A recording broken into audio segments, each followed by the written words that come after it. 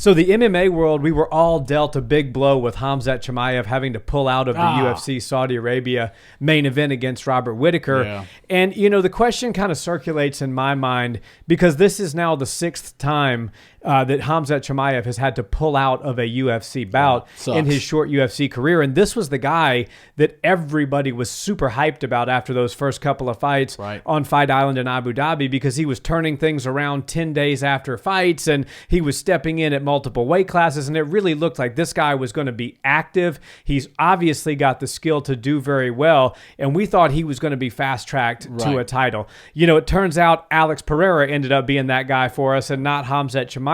But the future is still bright for Khamzat. It's concerning to me now that on two of these pullouts, at least that I can recall, he's mentioned the word retirement. He said, look, I may have to call it a day on this. We know when the pandemic hit that he was in the hospital, had some respiratory issues and stuff like that. Right. Now it seems like I'm hearing reports of food poisoning of some kind that's gotten him sick this time. So a little bit unclear as we sit here and make this video exactly what's caused the pullout, and things have been a little tight-lipped there. But I want to talk to you today about Khamzat's future and can he ever become a champion? Because he's been in the UFC a few years.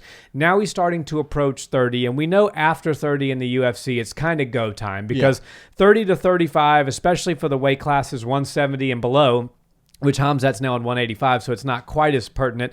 But, after 35, we really don't see people become champions and win belts and things of that nature. So Khamzat really has a couple of years to pull together some great wins and get himself back on track. So I want to know, do you think we will see Khamzat Chimaev as a UFC champion at some point in the future? Or do you think that he's going to be one of these stories of guys that had outrageous potential but never really lived up to the expectation? Yeah, like the what I almost was type of situation.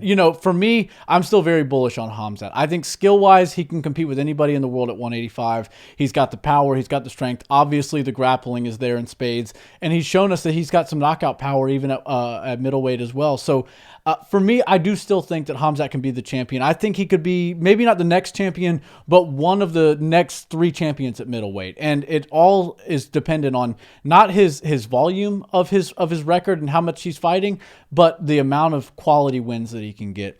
And it's really a big blow when you can't go out there against a former world champion. Champions are so rare in MMA. To be able to get locked inside the cage with a champion, a current champion, it's very, very rare. But even a former champion, those guys are hard to find because once they make it to the top of the mountain and they're on their way down, they get very selective. Some of them just retire and call it a day after one or two losses. So it's almost just as rare to find a former champion in the rankings that you can go fight as it is to actually get your own title shot. Yeah. And I know Khamzat Chimaev was looking forward to this major opportunity, main event, in a place of Saudi Arabia that's really, the Middle East has taken him in as their home, and now he sees it as his home. He trains there basically year round. I know he's a traveler, but he does basically stake his home is the Middle East. So I think this was a really big coming out party for Khamzat Chimaev. He's already well known, but a big win over somebody like Robert Whittaker would have put him on the map for absolutely everybody that watches the sport. It sucks that we didn't get to see that, and I really do think that if he's able to get back on the horse, and the retirement talk does scare me a little bit. And when the whole thing happened back during the pandemic, and it was like a lung and respiratory type of situation, you really felt for him like, man, this is horrible. I was starting to believe that was the same situation because he started saying retirement again. You would think that it would be something similar that happened. It's still causing him trouble even years later.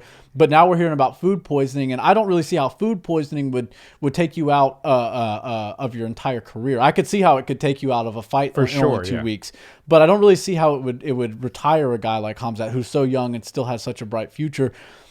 You never know. Hopefully we get a little more clarity on this and we can get some Khamzat news, some fight news in particular, sooner than later. I think when Khamzat's fighting, the UFC is firing on all cylinders. Yeah. He's really one of the top 5 big draws, one of the top 5 that gives you that big fight feel. And there's so few of those guys right now. When we got Conor McGregor, he's out for God only knows how long. Israel Adesanya is not as active as he was in the past several years. We need guys like Khamzat. Alex Pereira came in and saved the 303 day. He saved 300. He's going to save 303. Thank God for Alex Pereira. But I really do want to see Khamzat Chimaev compete more frequently because I think he's got what it takes to be the world champion.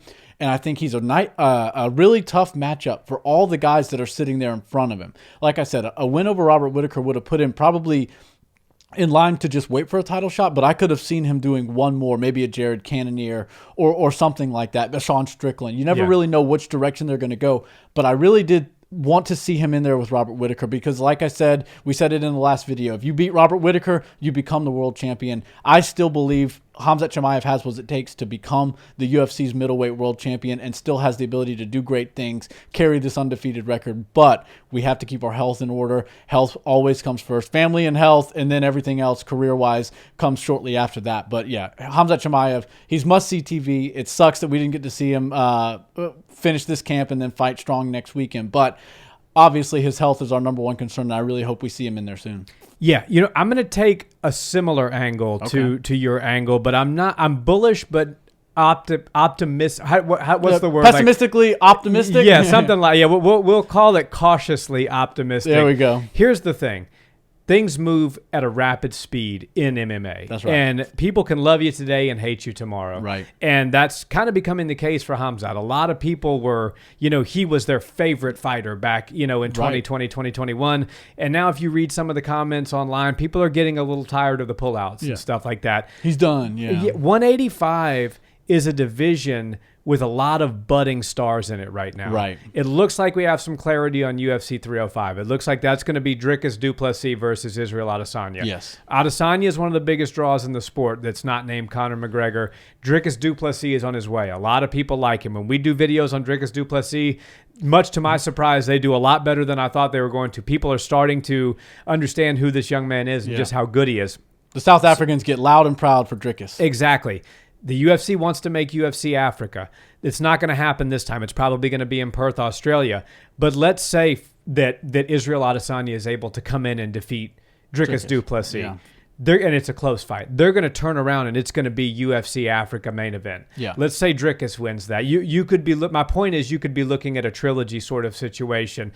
Now take Ikram Aliskerov. He's going to fight now Robert Whittaker. Right. If he wins, and even if he finishes Robert Whittaker, he's certainly going to thrust himself into the title conversation. For sure. What do you do with Sean Strickland? He's another one of the biggest draws in the sport. He's somebody that they could be, they could be thrust into a UFC title fight at any point in time. So if Khamzat doesn't come back in the fall at minimum and defeat somebody with a big name to restamp himself as a top guy, a top contender that could contend for a belt at middleweight, he could end up running the risk of getting left behind. There's a lot going on at middleweight right now, and while Khamzat is one of the most exciting guys in the division and he's a big draw, things move fast and stars are born every day. Who would have thought a couple years ago that Dricus du Plessis would be the star he is? Right. Or Sean Strickland. Israel Adesanya, he's been a staple for a little while, but things do change at a rapid clip in MMA. Shavkat Rakhmonov may decide he's tired of making the cut to 170 Nickel and move up. Yeah, exactly. See, I wasn't even thinking about so many people. Yeah, the list goes on and on. So my point is this. I'm cautiously optimistic for Khamzat. I want some clarity on what actually happened. If it's food poisoning, I've gotten food poisoning a handful of times. It hasn't affected my long-term health. Fun. If this is related, not fun, but certainly not something that would be career-ending. But if this is something related to a long-term injury or long-term respiratory issues because he's of overtraining when he had COVID or whatever the case may be, I think that it could be more cause for concern. But I'm just going to say, give him the benefit of the doubt. This is a food poisoning incident. He needs to heal up. He needs to allow himself to be that Khamzat that's tenacious 7 days a week in the gym training hard, but also when his body tells him it's time to take 3 or 4 days to actually listen to it, or he's going to have a very short career. Right. What a lot of people don't understand is these fighters and these high-level athletes, when you're redlining your body at all times, your immune system starts to get compromised, and then any little germ that's in the air could get in your lungs, and then all of a sudden you're sick. You're sicker than you would have been if you would have just been a regular Joe Schmo working the desk and living a regular life, because your immune system is being pushed so hard that it can't recover and fight. So Khamzat, of course, he's a young guy, but he's a lion. He's a warrior. He's going to push it to the limit every day, and he just has to know that every now and again you got to pull your oars out of the water and just chill for a couple of days. You don't have to be the number one killer in the gym every single day forever while you're there. You have your days and you have your off days, and you got to know when to pull back and when to push forward. So I love this. I'm really gutted for the fact that we lost this main event, but I'm not just mad that we don't get to see these two fight, because Robert Whittaker versus Khamzat would have been so much fun. What I'm really blowed about on this whole situation is that Khamzat Chimaev had the ultimate #1 contender fight lined up. If you beat Robert Whittaker, like we've said many times, you become the world champion. If not, you for sure get your shot at the title. Khamzat now is going to have to reshuffle the deck and figure out who the next big name is that he can possibly get on the docket with, because it's not going to be Robert Whittaker timing-wise. He's about to fight in a couple weeks, and we're going to need to see Khamzat sooner than Robert's going to be healed and ready to go again.